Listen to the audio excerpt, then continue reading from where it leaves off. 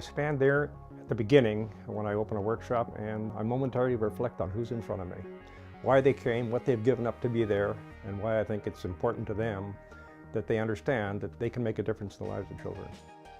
I tell people sometimes that the children are living messages that we send to a time we will never know, and every one of them has an opportunity to be an author. And what we're going to talk about is how they can author those messages and affect the lives of children. And so this whole notion of asset building is really built around the notion of making connections. I then tell people that we're not there to talk about what's the matter with their kids. We're there to talk about what matters to our kids. That we spend too much time catching our kids doing something wrong, too little time catching our kids doing something right. I tell them that it isn't about money, it's not about buildings, it's not about programs, it's about relationships. A couple of guys wrote a book a few years ago called Building Communities from the Inside Out, and in that book they said there are only three things that really matter to the development of healthy, respectful, and happy children and young people. And they said the three things are relationships, relationships, and relationships. I think one of the important things for people to be reminded is that we live in tremendously changing times. Everybody knows that. They realize that. We ought to focus on catching kids doing something right.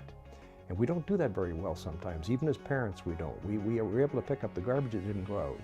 And we're able to make sure that notice that the lawn wasn't cut. But sometimes we forget that our children have done valuable, important, kind things. So this whole notion of catching kids doing something right, of considering the importance of not so much what's the matter with our kids as what matters to our kids, is what good asset builders do every day.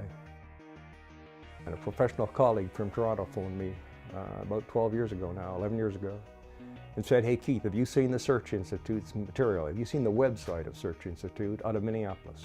Finally, somebody's come up with a whole idea, not a program, a whole new philosophy and approach to working with children. And it's measurable. It demonstrates and it offers an outline of some things everybody can do every day to help protect children from the kind of behaviors you don't want and promote the kind that we do.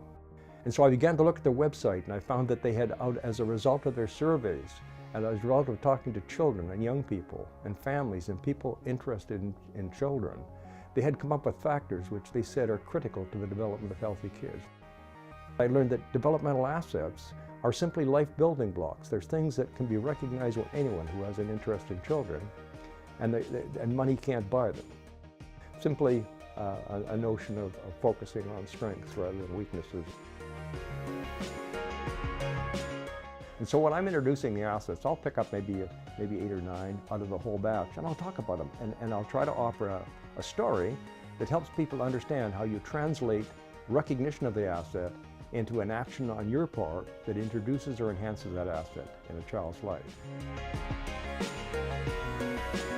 I say to people, you know, what you really do when you build assets, when you become engaged in this way, is you build bridges to help kids over the rough part of the highway of life. You create avenues for them to be able to travel more safely. I say to audiences, and the bridges you're building are not bridges that make it easy, because you build bridges with children so that the next time they come to a tough part in the highway of life, they're more competent, they're more skilled, they know how to build their own bridge so that they in turn can build bridges in the future for others. So asset building is an ongoing process. It's not a program. It's a philosophy, and it can be introduced by coaches, it can be introduced by teachers, by police officers, by parents, by children and young people themselves into the way in which they behave. I conclude nearly every workshop with a bit of a challenge, and it comes in the form of 2 rhetorical questions. If not now, then when? If not you, then who? I often tell audiences that there are 2 kinds of speeches, head-to-head and heart-to-heart. And I'm a guy who delivers heart-to-heart speeches. I believe that the kind of things that asset builders do and that good people do with children and have done throughout history come from the heart, not necessarily the head. And that's an important aspect of being an asset builder. I want audiences to leave happy, but I want them to leave believing they can make a difference. You have to be a person who understands the importance, though, of teaching young people not so much by what we say, but by what we do. For more information on how to bring Keith's message into your family, organization, conference, neighborhood, or community, visit www.keithpattinson.com.